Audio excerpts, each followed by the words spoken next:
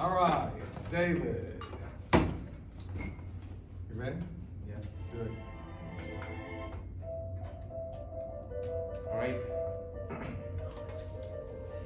My most memorable experience from my 3 months in New York was an evening in Central Park. I and some of my fellow interns had planned to attend a Philharmonic concert at the Great Lawn that evening. I still remember every detail of that night. I remember exiting the subway with my friends and then entering the park as if I had just come into a forest. The tall skyscrapers of the Manhattan skyline disappeared just behind the trees. All I could see was people, pets, and green. All I could hear was music, footsteps, wind, and voices.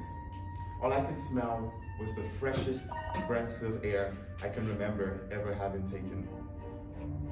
As we walked closer and closer to the heart of the park, towards the Great Lawn, the music grew ever louder, and the crowds ever denser. Families and joy as far as my eyes could see. A feeling, an experience of beauty and peace like never before as we walked down the path, finally into the Great Lawn, and looked upon, far away, the stage across an expanse of picnicking families, children playing soccer, and dogs playing catch. A Disney movie, if I ever have seen one. During that experience, I was high. Now, weed is legal in New York, but in many states across the United States, it's heavily demonized, including Kentucky even. But why? Well, some say it's a gateway drug, or it's unhealthy, it causes lung cancer, or no, it's a morally reprehensible drug that's only used by vagabonds and failing addicts. Well, if you believe any of those things, I'm happy to tell you today that they're all wrong. And not only can I show today that they're wrong, but that cannabis has benefits for health, creativity, and living and experiencing life in the same manner that I did that wonderful evening. First, I want to talk about the claim that it's a gateway drug. It's a very interesting claim. The argument hinges on the fact that users of hard drugs like cocaine and heroin admit to having used marijuana previously. Now, this correlation does not really imply a causation here. In fact, the vast majority of marijuana users do not go on to use any hard drugs. 4 out of the 5 presidents that we've had, the past presidents we've had in the United States, have admitted to having used marijuana in their youth. Saying that marijuana use somehow leads to cocaine use is like saying marijuana use leads to you becoming the president of the United States. That's not really logical, is it? Besides, people who would otherwise be likely to abuse drugs due to other risk factors would also be likely to use cannabis. The use of cannabis here has little to no effect on whether they go on to use other harder drugs or not. But how can cannabis affect our health and lungs? According to the National Academies of Sciences, Engineering, and Medicine, cannabis can affect your lungs and cause chronic coughs, but it does not increase the risks of lung cancer.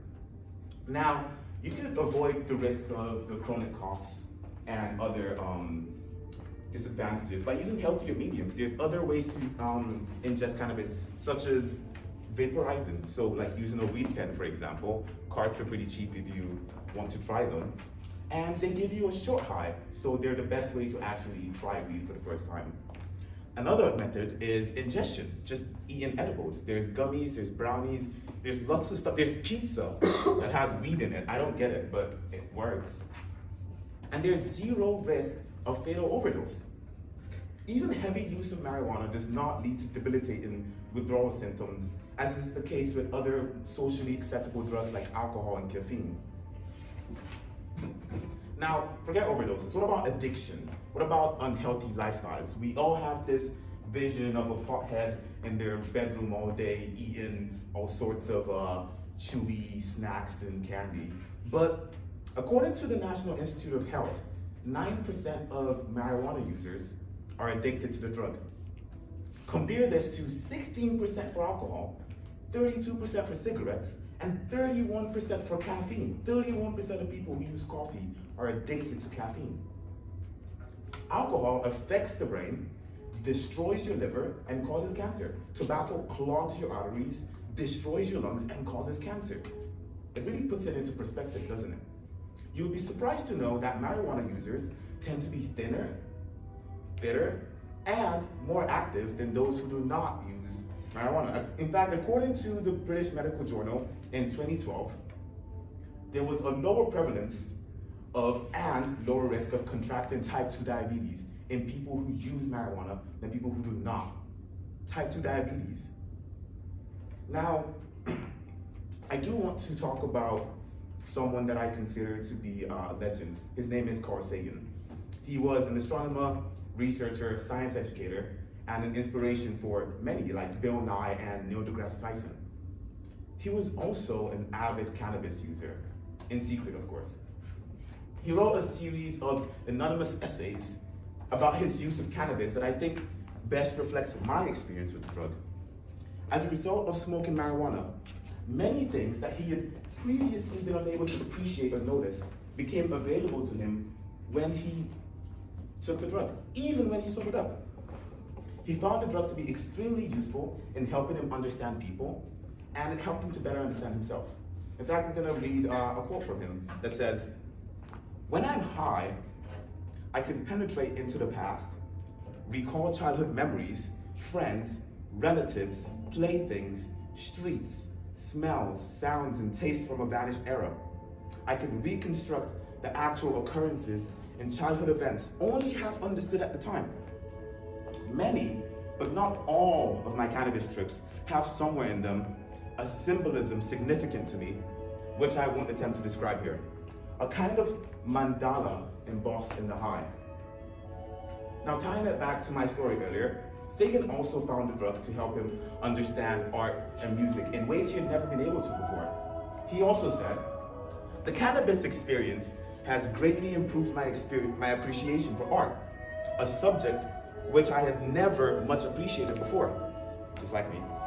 "The understanding of the intent of the artist, which I can achieve when high, sometimes carries over to when I'm down. This is one of many human frontiers which cannabis has helped me traverse. A very similar improvement in my appreciation of music has occurred with cannabis. For the first time, I have been able to hear the separate parts of a 3-part harmony and the richness of the counterpoint. I have since discovered that professional musicians can quite easily keep many separate parts going simultaneously in their head, but this was the first time for him. Now, to anyone here who hasn't tried it before, I would say try marijuana. Experiences may vary, of course, but I do think it is worth it to try it in a safe space with someone you trust before you pass it aside. Thank you very much."